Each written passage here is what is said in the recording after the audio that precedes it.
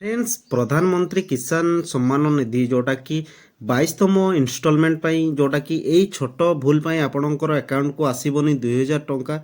तो तुरंत यही सब कम करनी कौन कौन करने को पड़ो कौन कौन डॉक्यूमेंट्स आपण मानक अपडेट करने को पड़ो संपूर्ण अपडेट मु आज आपण मानक ये वीडियो माध्यम जब चैनल रे कंटिन्यू रहतु एवं चैनल रे नुआ कर विजिट करते चैनल को लाइक करदे और सब्सक्राइब करदे एभली भाव सर्वप्रथम नोटिफिकेशन पाइबापी। तेरे चलतु संपूर्ण अपडेट आज आम ये वीडियो माध्यम जाणीना।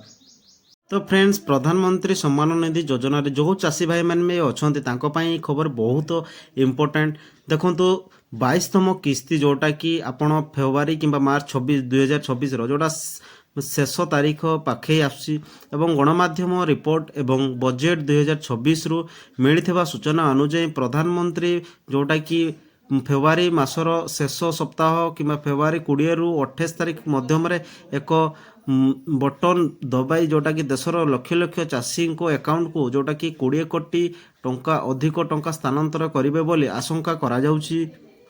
जदि आपण आगामी 48 घंटा मध्यम यही तीनोटी गुरुत्वपूर्ण कार्य समाप्त न करेंगे तेबे आपणकर जोटा कि 2000 टंका अटकी जापे।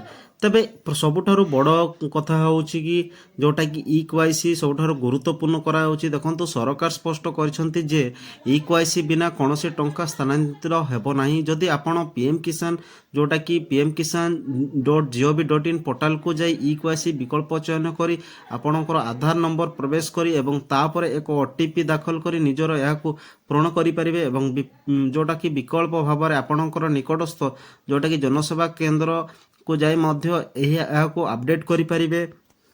देखंतु नूतन चाषी भाई हो किंबा जोटा कि पुराना चाषी भाई मानक तांकर सबुठु बड़ इम्पोर्टेंट जोटा कि परिचय पत्र यही वर्ष ठारो आवेदन राज्यर विशेषकर उत्तर प्रदेश एवं बिहार डिजिटल चाषी परिचय पत्र को बाध्यतामूलक यही परिचय पत्र सीधा सड़क आपणकर जमी रेकर्ड को आधार करी लिंक करुच्ची। फेब्रुआरी जोटा कि 6/2026 पर्यंत अनेक जिले में स्वतंत्र शिविर अनुष्ठित होउची। जदि आपणकर जमी जांच ना न देखाए तेबे ताहा आपणकर किस्ती बंद हो जाई पारे एवं आधार एवं बैंक अकाउंट लिंक करने निहाती आवश्यकता।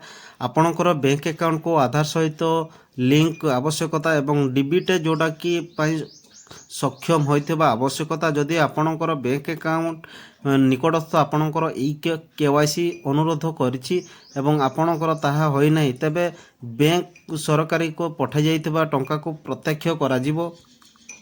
देखो चाषी भाई मानकर पर्याय क्रमे आपणकर स्थिति किपरि आपण जांच करेंगे। देखो सरकारी वेबसाइट जोटा कि आपण समस्त को जना pmkisan.gov.in को प्रवेश करेंगे एवं ना यो स्टाटस विकल्प चयन करेंगे एवं आपणकर पंजीकरण नंबर किंबा मोबाइल नंबर प्रवेश करेंगे। योग्यता स्थिति अंतर्गत तीनोटी सबुज टिक अच्छी के नहीं जांच करंतु एवं इक्वाईसी हाँ कि नहीं किंबा जमी विहन हाँ अच्छी कि नहीं येस कि नो किंबा आधार बैंक अकाउंट अच्छी कि ना से येस और नो रे विकल्प चयन करेंगे। तापर देखो चाषी परिचय पत्र किपरि आपण माने जानिबे।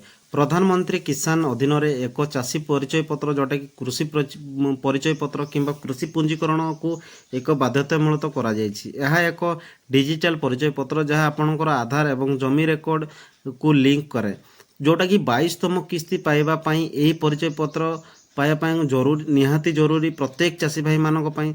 आ सबुठुरु बड़ कथा होछि आपणकर परिचय पत्र तैयारी करिया पई आपणकर जोटा कि डॉक्यूमेंट कौन कौन डॉक्यूमेंट रही ता भी मुझे आपण मानक जणै दउछि। देखंतु जो सब डॉक्यूमेंट मु आपण मानक कहूछि जो सब इनफॉरमेशन टी कहूछि ताहा 22तम किस्ती पूर्व आपण माने करिनेबा निहाती आवश्यकता।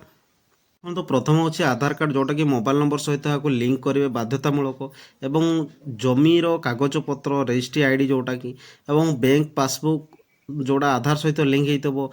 तापरे आपणकर आसी जाउछे राशन किंबा परिचय पत्र जदि आपणकर यह ऑनलाइन करि परिबे नाही तेबे आपणकर ऑनलाइन पद्धति शिखिबा निहाती भी जोड़ा कि आवश्यकता।